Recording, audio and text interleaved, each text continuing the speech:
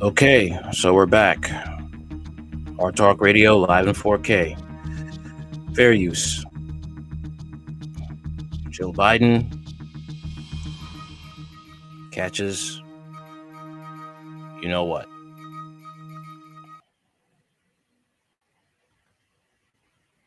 Where the White House revealed First Lady Jill Biden has tested positive for COVID-19 and is experiencing mild symptoms.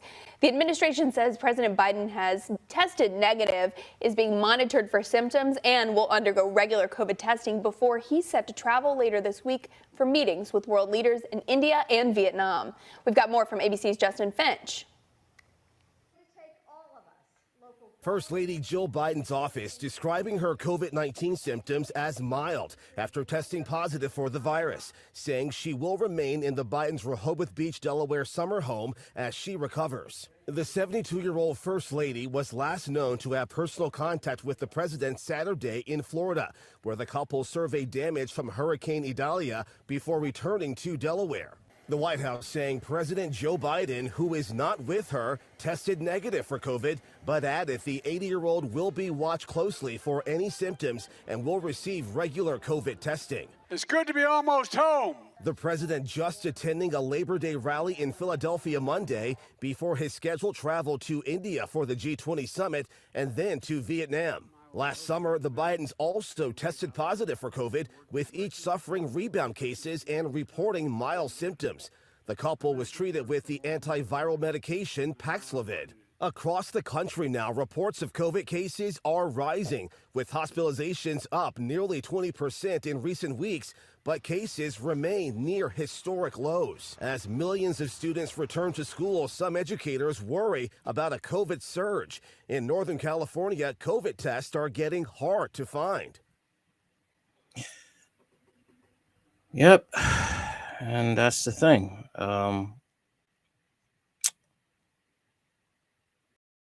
The mask mandates are back, and people are also will have to face taking the vaccine, and some people are not too happy with that. Not too happy with that at all. Okay, let's check out this article right here.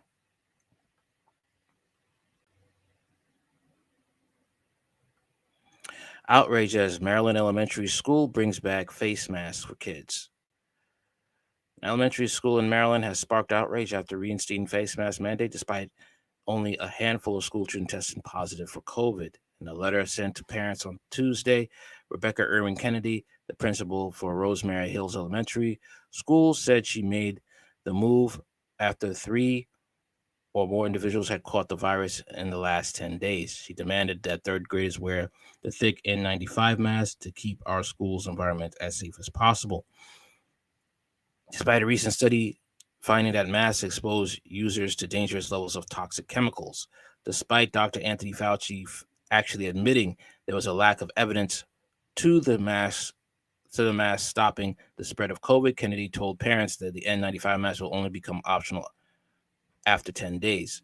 Her letter caused widespread outrage among those who see the decision as a slippery slope back to COVID lockdowns. Donald Trump Jr. even posted a message to X, formerly known as Twitter, "Do not comply."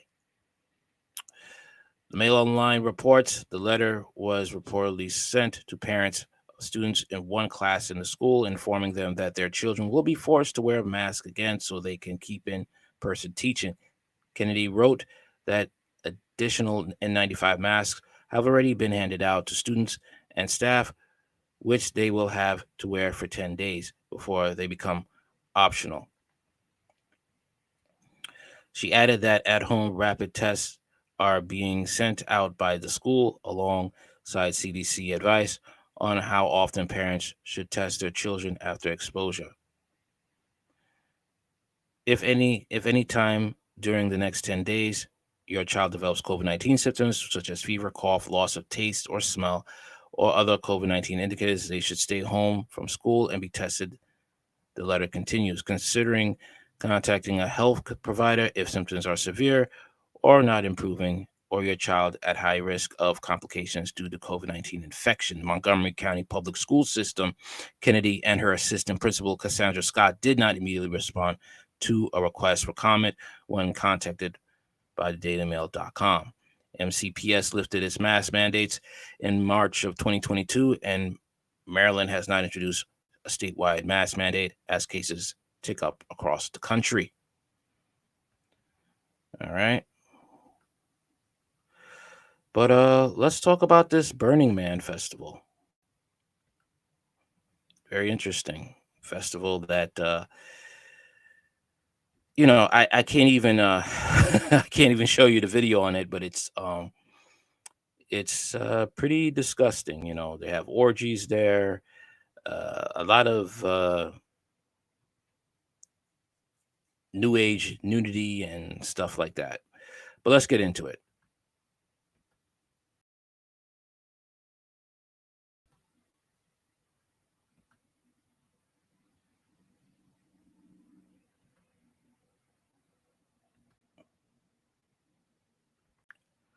Fair use, by the way.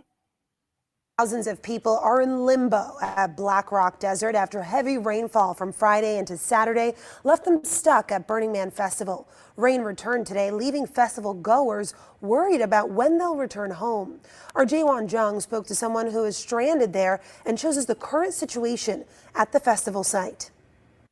Officials have told the 70,000 plus festival goers to conserve water, food, and fuel as they remain isolated at Black Rock Desert. So far, the only people who have been able to successfully exit the campsite are those with four-wheel drive vehicles equipped with off-road tires. Meanwhile, everyone else is dealing with practically impassable conditions.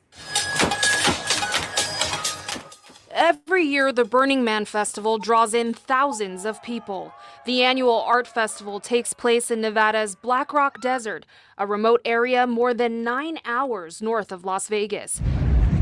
But extreme weather hit this year's event hard. Friday, mid-afternoon, it started raining, and raining like I've never seen rain here. The site was flooded with 2 to 3 months of rain in just a span of 24 hours from Friday into Saturday, stranding more than 70,000 festival goers. It's hard to describe the ground, how it is, but it sucks up everything. It becomes extremely muddy, and then there's literally pools of water. Mark Merlin is one of those stuck at Burning Man. He was able to talk with me through a video call on Sunday. The fact that we have access to Wi-Fi right now, most people don't. This is Merlin's 13th year at Burning Man. He showed me the current scene at the campgrounds. Right now I see walking on the fly, I still don't see any bikes because you're not supposed to. Also, no car but emergency vehicles. Merlin says there is no word on when it is safe to leave. Like if you look outside, you can see that still it's not looking that sunny yet. And with rain hitting the area again on Sunday, the annual tradition of burning the wooden man originally scheduled for Saturday was postponed once again. The weather, as you know, is The thing is, though, this has a very sordid history, this Burning Man festival, okay? And a lot of people have, turned up deceased, okay, under very strange circumstances, okay?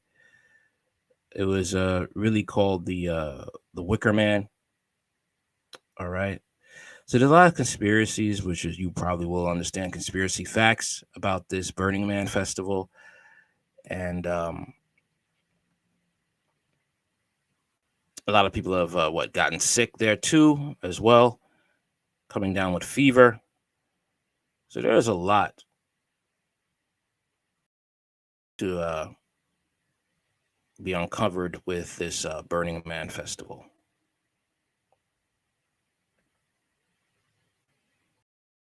Okay, let's get into the article about it even more.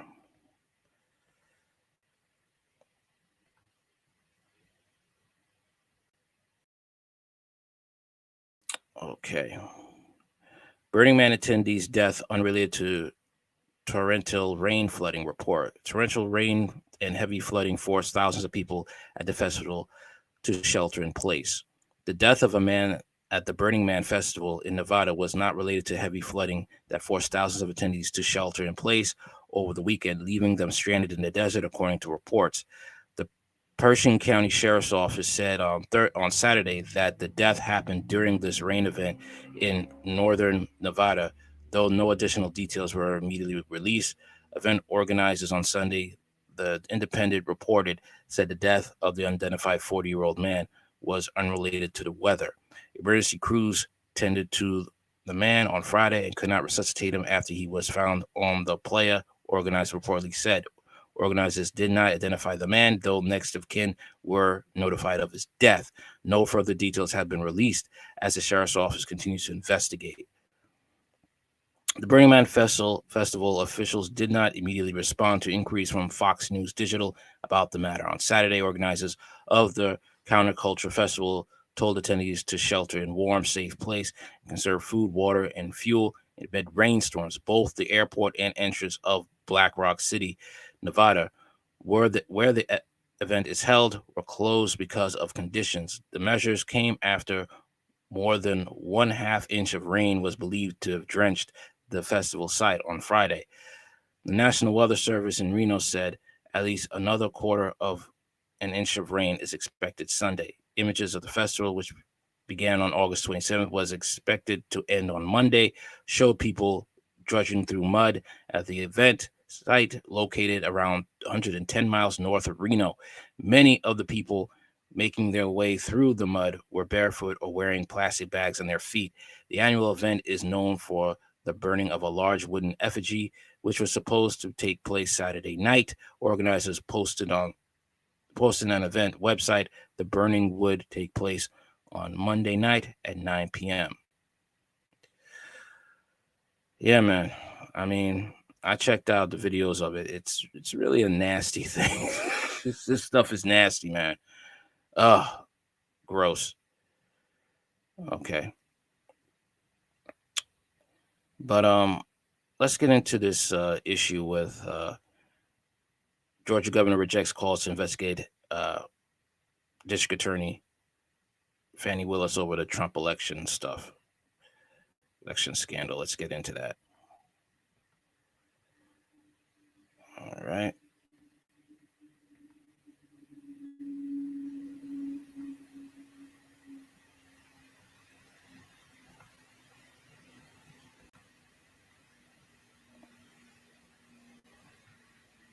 Fair use. Calls for a special session to investigate Fulton County District Attorney Fani Willis. This in response to Willis's RICO indictment of former President Trump and 18 others. Fox 5's Brittany Edney is live outside the Georgia State Capitol with new details from the governor's response to this controversial proposal. Brittany.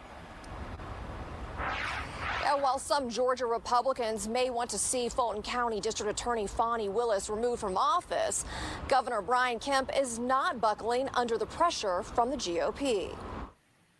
I haven't seen anything legally that I think she's done. Now, listen, politically, I think this has been drug out way too long. Firm declaration by Governor Brian Kemp as he rejects the push by some Georgia Republicans to remove Fulton County DA Fani Willis from office. The governor says he will not be calling a special session to investigate Willis, nor does he believe that move would be constitutional. We have a law in the state of Georgia that clearly outlines the legal steps that can be taken if constituents believe their local prosecutors are violating their oath by engaging in unethical or illegal behavior. Up to this point, I have not seen any evidence that DA Willis's actions or lack thereof warrant action by the prosecuting attorney oversight commission. Lieutenant Governor Burt Jones also weighing in, telling us, quote, what Senator Moore is asking for is not practical. Calling individual members out by name becomes a distraction from what we should be talking about, and that is the gross misuse of power, resources, and responsibility from the Fulton County DA. Now let's find out some information about what's been revealed about Miss Fani Willis. Let's get into that right now. Okay.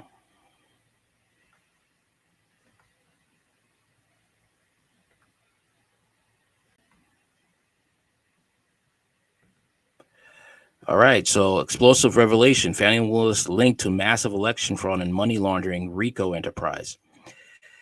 In a shocking turn of events, a bombshell investigation has uncovered jaw-dropping connections between Fannie Willis and a sprawling web of election fraud and money laundering activities.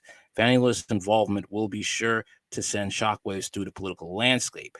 The investigation, which spans across multiple states and multiple jurisdictions, has revealed a complex network of illicit operations aimed at undermining the new foundation of our constitutional republic and the rule of law. Sources close to the matter suggest that Willis was a massive beneficiary in the federal and Georgia RICO enterprise. It appears that she is currently playing a role in orchestrating a systematic scheme to manipulate election outcomes, casting doubt on the integrity of the entire electoral process.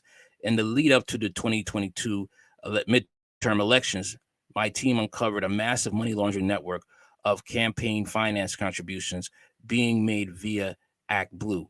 One of the top beneficiaries of this money laundering RICO enterprise was none other than Georgia Senator Raphael Warnock. The Gateway Pundit was the first news organization to cover the massive money laundering network that financed the Raphael Warnock campaign. As our investigation progressed, we expanded our efforts into other states such as Missouri, Maryland, Wisconsin, Arizona, and then in every single state. Working with the Epoch Times investigative journalist Stephen Kovac, we made a stunning find. Many of the top Act Blue contributors never made the individual contributions. Many of these not employed individual contributors were victims of a highly sophisticated money laundering scheme. The scheme was further exposed when I provided data to James O'Keefe and his people at O'Keefe Media Group, who captured many unwitting money laundering Smurfs in Maryland. The massive ongoing money laundering operation involved wire fraud, evasion of campaign finance limits, structuring of financial transactions, tax fraud, nonprofit fraud, identity theft, and elderly abuse. The RICO operation is still in operation today, using the identities of unwitting elderly and other Democrat voters. This massive RICO money laundering enterprise is the fuel for the entire election fraud RICO operation. The criminal money laundering enterprise operates at the federal, state, and local levels. The first local elected official identifies as part of the ongoing money laundering operation was Alvin Bragg. Alvin Bragg received massive numbers of campaign financial contributions from the network of individuals who had been identified as Smurfs. The investigation into Alvin Bragg also helped to uncover the use of prepaid credit and debit cards in the structuring of the campaign finance contributions and the payment of bailout harvesting mules. Does anyone find it interesting that Alvin Bragg charged Donald J. Trump criminally with campaign finance violation while benefiting from a money laundering RICO enterprise? Has Alvin Bragg refunded all of the illegal campaign finance contributions made to his campaign yet? Well, this guy is crooked. Alvin Bragg is crooked. You could look into him and how basically he tried to send people who, 2 cases of self-defense, he tried to put those people in prison.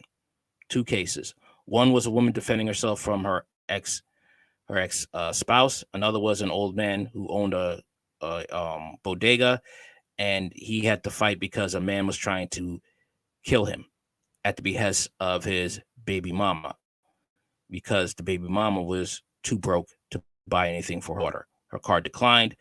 And embarrassment, because he told her to leave the store. Out of embarrassment, she sent her killer simp to try to kill the store owner, but the store owner fought back with a weapon. This systematic funneling of illicit campaign finance funds, was also identified in the Wisconsin Supreme Court race of Janet Protaskowitz. The Janet for Justice campaign took in massive amounts of money from individual contributors who were also identified as part of the nationwide Act Blue money laundering RICO enterprise. How much did it take to buy a seat on the Wisconsin Supreme Court in 2023? Over $23.3 million was raised, mostly from leftist PACs, funded largely through source-linked organizations and the Act Blue money laundering enterprise. The nationwide Act Blue money mules and Smurfs made massive numbers of individual contributions to the PACs that largely financed the Janet for Justice campaign. Should the people of Wisconsin be concerned about the purchase of a Wisconsin Supreme Court seat via a massive nationwide money laundering scheme using the stolen identities of the elderly? How many other judges and courts have been compromised nationwide at the federal, state, and local levels? They say follow the money, and we did.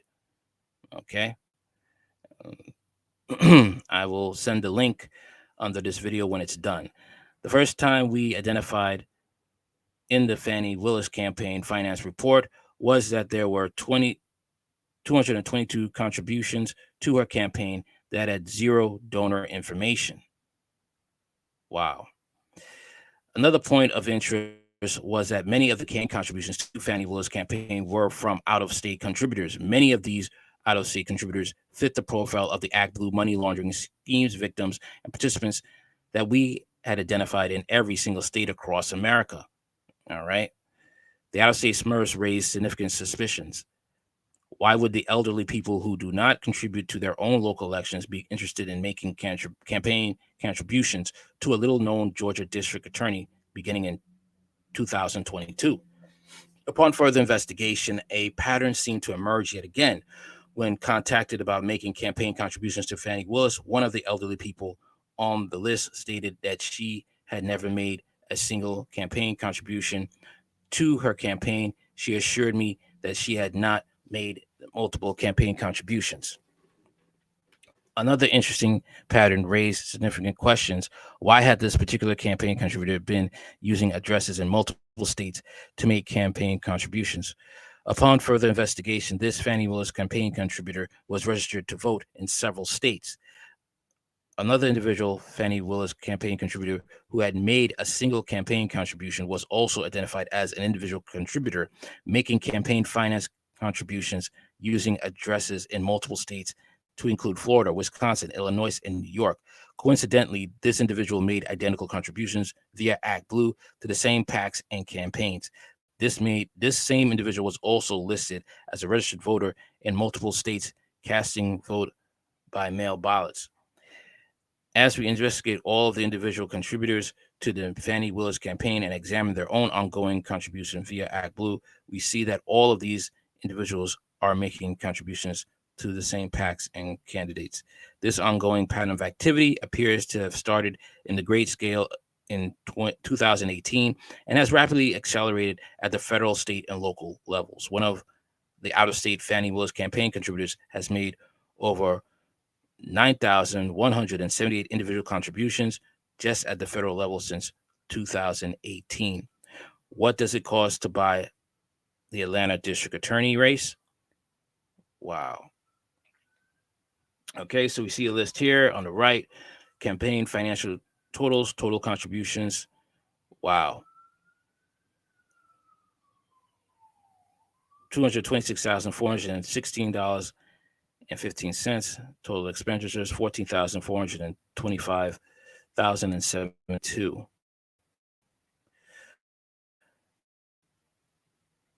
How is it that so many people from out of state that are not employed are making so many campaign contributions to a little-known district attorney in Atlanta, Georgia, beginning in 2022?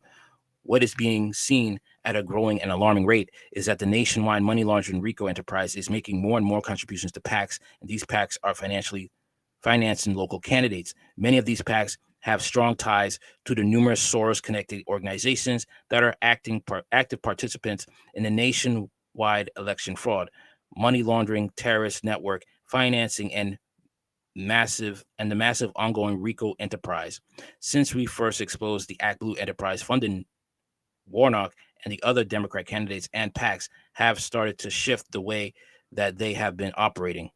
However, we have clearly identified who is involved and how they have been illegally influencing the outcome of elections nationwide.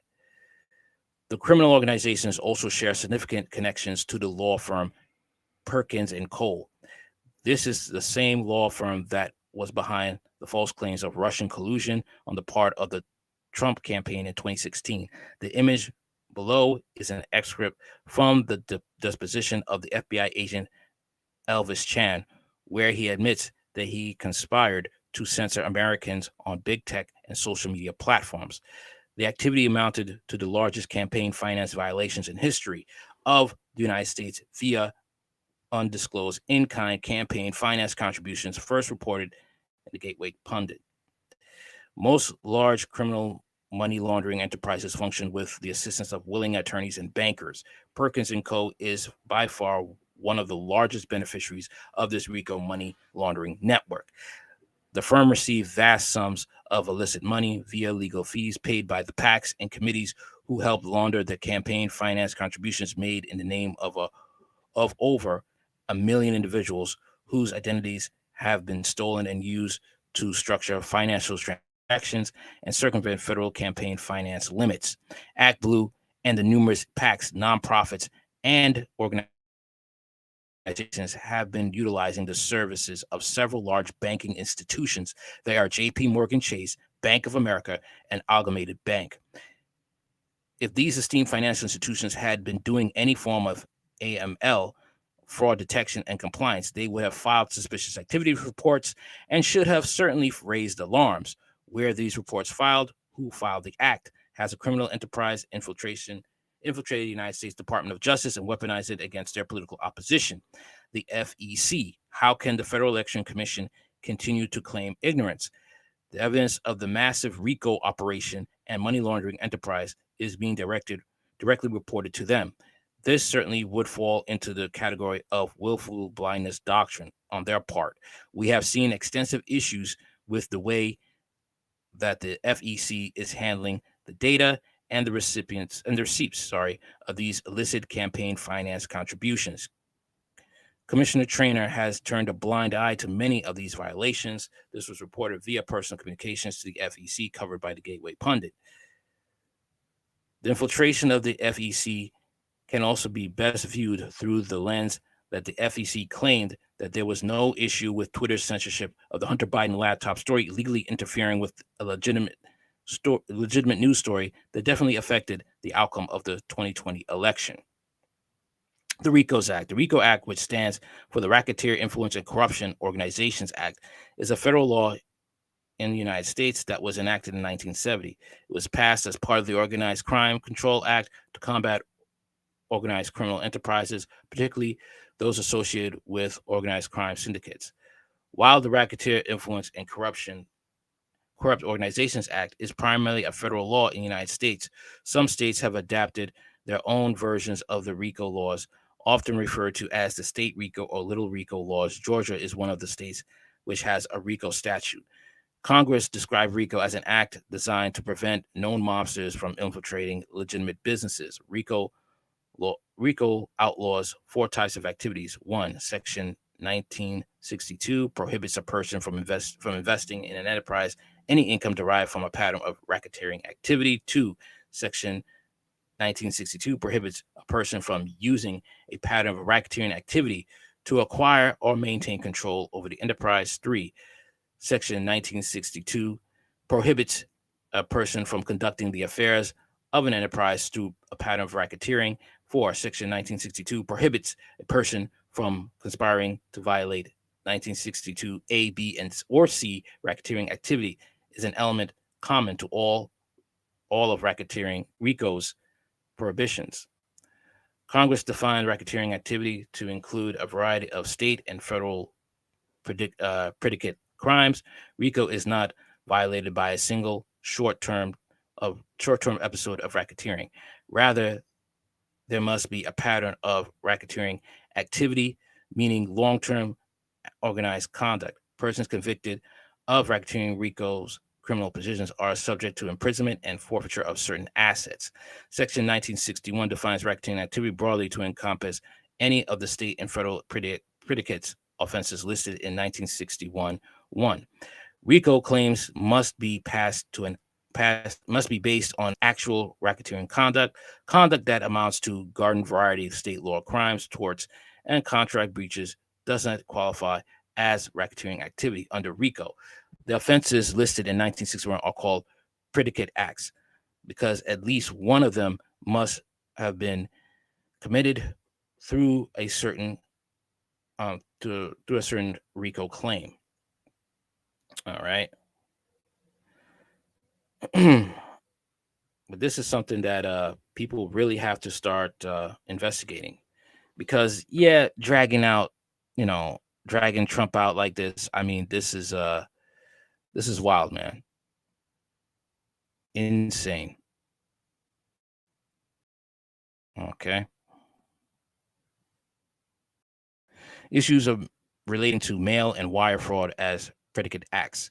Mail fraud, 18 USC 1341, and wire fraud are included as racketeering activities and are alleged as predicate acts in a high percentage of civil RICO claims. Criminal mail and wire fraud involves a scheme based on the intent to defraud and the use of mail or wires to further that scheme.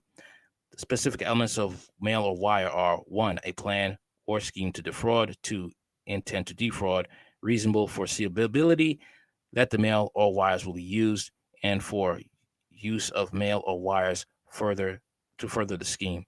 Mailing or wiring sent to or delivered through the use of any private or commercial interstate carrier may violate the mail fraud statute.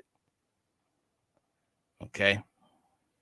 Do you think the use of grossly inflated voter rolls used to send vote by mail ballots to voters with undeliverable mailing addresses or for ballot harvesting fits the requirements for mail fraud?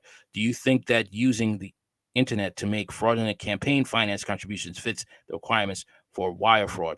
Do you think that using the stolen identity of elderly citizens to launder money into political campaigns fits the requirement for wire fraud? RICO was designed to prevent the illicit infiltration of legitimate enterprises. This explains why the conduct prohibited in 1962 is unlawful only if it occurs in connection with the investment in acquisition of or operation of an enterprise affecting the interstate commerce. In other words, RICO generally does not target the enterprise, but the bad actors who misuse or wrongfully acquire or invest in a legitimate enterprise, like district attorneys, judges, and other government officials. As the investigation unfolds, more details are emerging, leaving citizens bewildered and demanding answers. The sheer audacity of these actions should prompt calls for an immediate and thorough investigation, with many wondering if justice can truly prevail in the face of such staggering allegations. Fani Willis, once seen as a rising star in Georgia political arena, is now grappling with full-blown scandal that threatens to irreparably tarnish her reputation and upend her career. The implications of these revelations are far-reaching, serving as a stark reminder of the fragility of trust in public officials and the lengths of some might go for power and wealth. In the days and weeks to come, as the investigation intensifies, the world will be watching closely to see how the authorities handle this unprecedented crisis. The fate of Fani Willis hangs in the balance, and the truth behind these explosive allegations will undoubtedly reshape the course of history. So I'll be looking into that, man. I'll be looking into that because this is hot.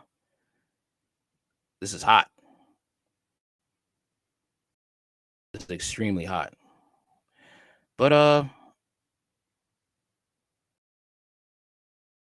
let's take a look into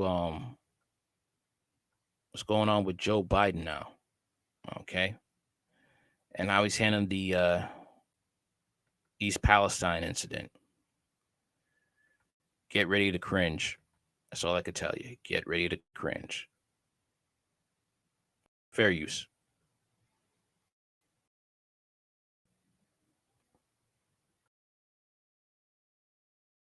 A lot going on here, and I just haven't been able to break. I was thinking whether I'd go to East Palestine this week, but I then was reminded I've got to go literally around the world.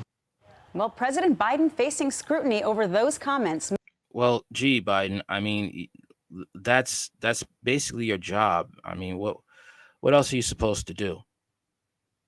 I'm saying here, I don't know what else are you supposed to do, Biden. I'm just saying.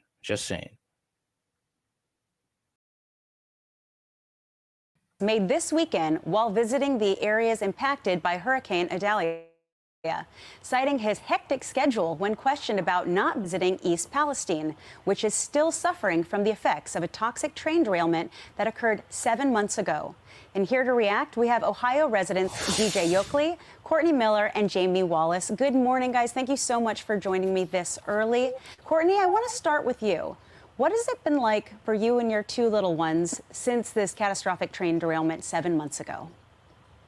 I still have yet to take my kids into East Palestine. I'm still fearful of what it's going to cause. I've seen so many other children. I mean, most of us have all ended up sick. I just haven't let my kids set foot there since the derailment. And so you guys have been living in a hotel since the derailment?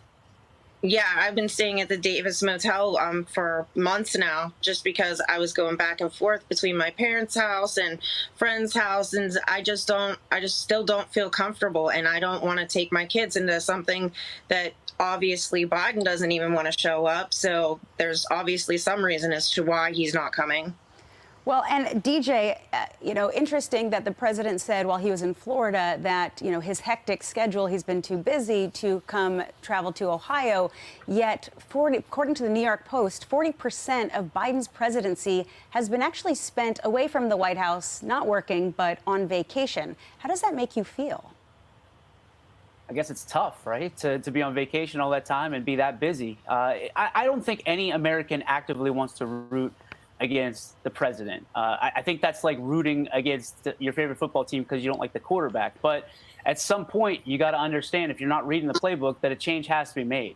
This guy has actively not shown any compassion or moral value to anything. Emotionally, physically, he hasn't shown up.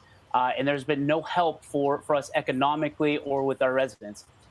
It's really frustrating to see him go and say he's too busy for people that literally put him in the office. Well, DJ, the president has said that he is making sure that Ohio is getting all the materials that they require. But you make an interesting point that while, funding is one thing, you want to feel that the president is there for you on a different level, a compassionate level. And you don't feel that you've gotten that from President Biden? Not at all. He's the leader of the free world. You want to feel like he's on the same team as you are. There's been no economic help for us. There's been no plan for our residents to help the ones that want to leave or help the ones that want to stay. It's been a really trying time for our village, and we are small town America.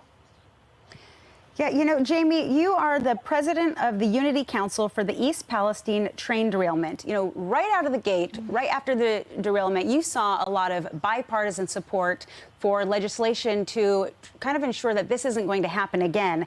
They came up with the Railroad Safety Bill, in part enacted by or proposed by J.D. Vance, but it's kind of come to a standstill. What do you want to see happen? I just want to see federal support come into East Palestine. Everyone is focused on the economic recovery, the businesses, putting in a new park, but nobody is focused on the residents. We are here. We are still sick. We do have unmet needs. We need to have representation. This is a person that thought giving $700 each to the Maui residents was going to help. Yeah. Yep. At this hearing that's coming up in East Palestine, when our politicians come in, they meet with very cherry-picked groups of the community, and it's not representative of most of us that are still suffering, still in hotels, still relocated. I don't care. This is not a red issue. It's not a blue issue. This is an issue of human lives, and it can happen to every single person watching this that has a railroad track within 30 miles. I feel bad for them, but the thing is, things aren't going to change. Okay, this was deliberately done because there are resources under where these people live, and the blatant disrespect, the blatant disregard, telling these people they could drink the water there when you see videos of the water's not fit to drink. Okay, and people really think that it's perfectly fine. There's nothing wrong. They're telling them to drink that, encourage them to go back to their houses when their houses are health houses. Their houses are death traps. Okay?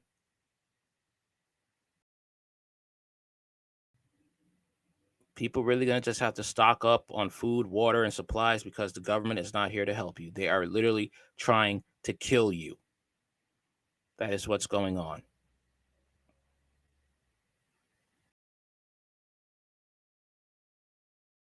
There's no other way around it. No ifs, no ands, no buts. I'd like to say also briefly, thank you so much for the 5,000 subscribers. Thank you. Okay, let's get into this story right here.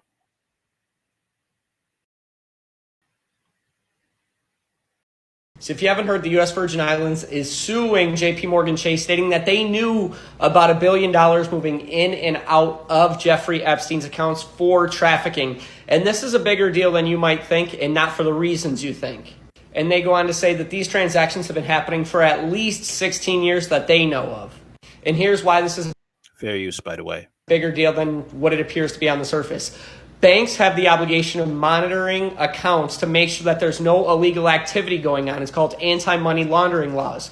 If they feel like there's something going on fraudulent or there may be money being moved illegally through an account, they will flag an account and shut it down altogether.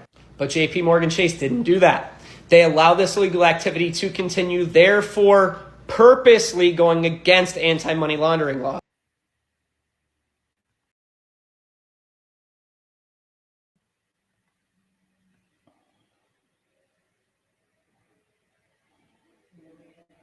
Which they did.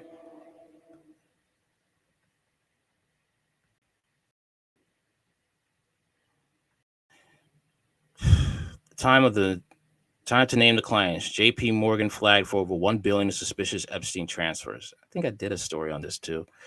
J.P. Morgan flagged for over $1 billion in suspicious transactions linked to the deceased pedophile Jeffrey Epstein, which the bank reportedly to the U.S. government, as the U.S. Virgin Islands claimed in its lawsuit against the bank. J.P. Morgan was a full-service bank for Jeffrey Epstein's sex trafficking, said Mimi Liu, an attorney for the U.S. Virgin Islands, which says the enormous sum of bolsters key allegations in their legal action against the bank, which they say knowingly benefited from Epstein's wrongdoing, Bloomberg reports, noting that this is the first time in the case that the sheer volume of Epstein's financial activity at JP Morgan over a 16-year period has been disclosed. The suspicious activity was detailed in 2019, filing to the U.S. Department of Treasury. A U.S. Virgin Islands attorney told the federal court in Manhattan on Thursday the filing was made after Epstein died in Manhattan jail cell a month after his arrest on sex trafficking charges. Epstein had been with the bank from the late 1990s through 2013, when they finally cut ties with him. Okay. Epstein notoriously trafficked some of his victims to a private island in the U.S. Virgin Islands. JP Morgan denies that it let Epstein's activities slide and says it reported around 150 cash transactions to federal regulators between 2002 and 2013.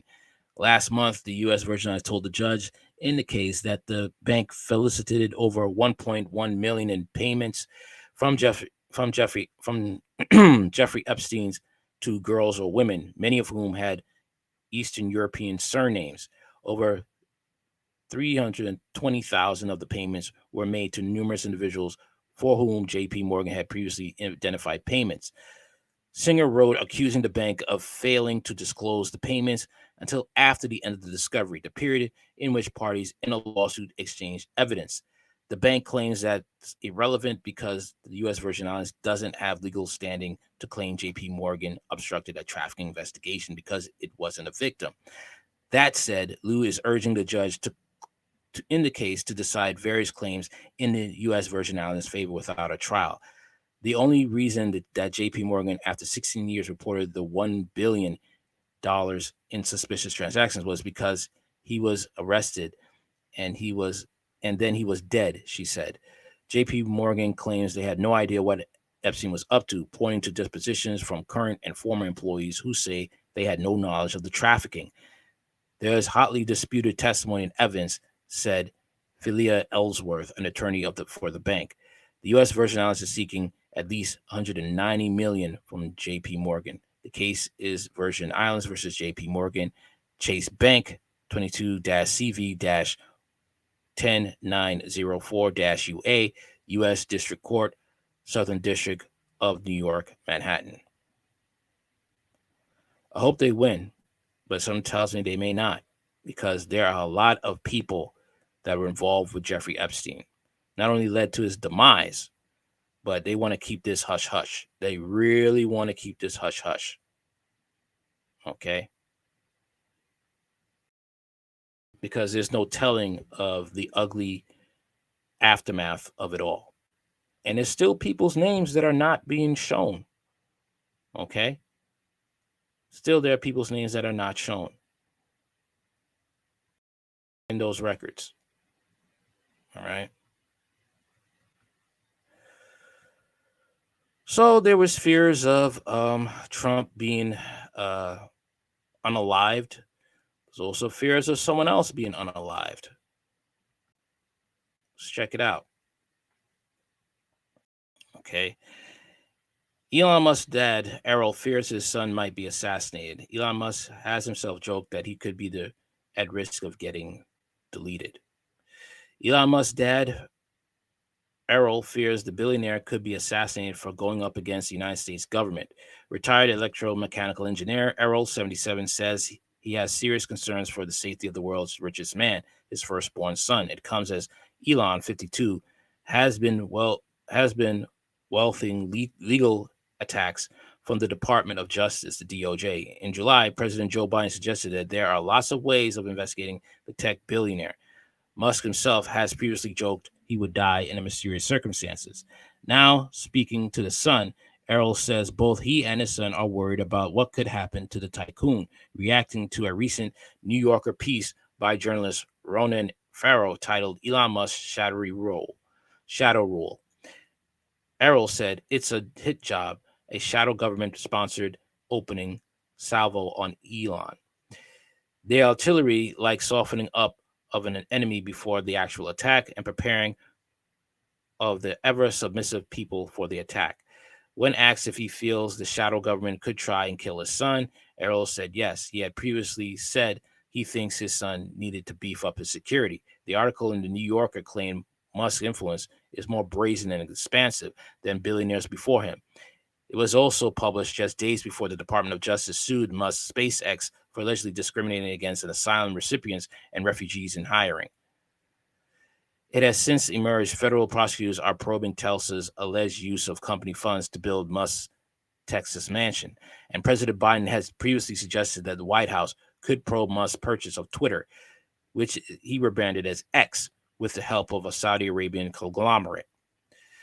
Biden has previously been asked if he believes Elon is a risk to national security. He said Elon's cooperation and or technological relationships with other countries is worthy of being looked at. It's funny how you didn't think about this when he was working with Ukrainian Nazis, giving them Starlink. All of a sudden, Elon Musk is the enemy now.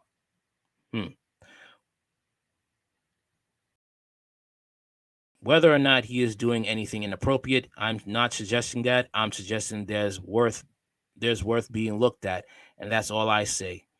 There's a lot of ways. Elon Musk, meanwhile, has enraged critics since the taking control of X. He has been accused of allowing a rise in hate speech and disinformation on the platform.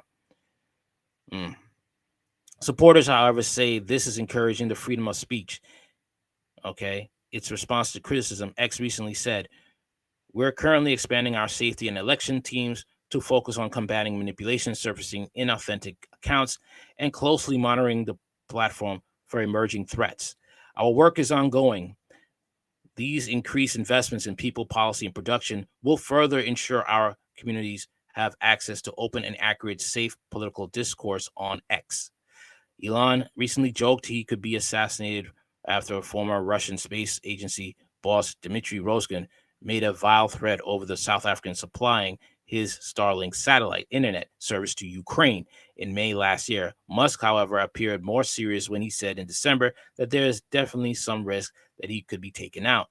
Speaking on a chat on Twitter Spaces, he said, "Frankly, the risk of something bad happening to me or even literally being shot is quite significant.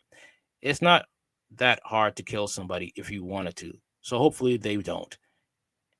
And fate smiles upon the situation with me, and it does not happen. Elon insists his son is, however, a force of good. Errol insists his son is a force of good. I don't know, man. Sometimes I think they're all in cahoots, man. And besides, Elon Musk was at the World Economic Forum, siding with, Klaus Schwab. And he also has said that with the AI, he is summoning the demons. They are summoning the demons. So Elon is not a good guy. Plus, he has also said that the word Nazi isn't what you think it means. After all, Elon Musk did work with Nazis. And let's not get on the fact that he thinks company towns are a good thing for workers in tech. Look up company towns and you tell me if having a company town is good for anybody. Other than that, I'm done. Sorry about that. Yeah. Other than that, I am done. And anything you want to know about this channel is in the description box. Okay. I am on Rumble, Radical Thoughts 791, Spotify, Hard Talk Radio, live in 4K. Like, share, comment, and subscribe. Hit that like button to push this channel through the algorithm. Later.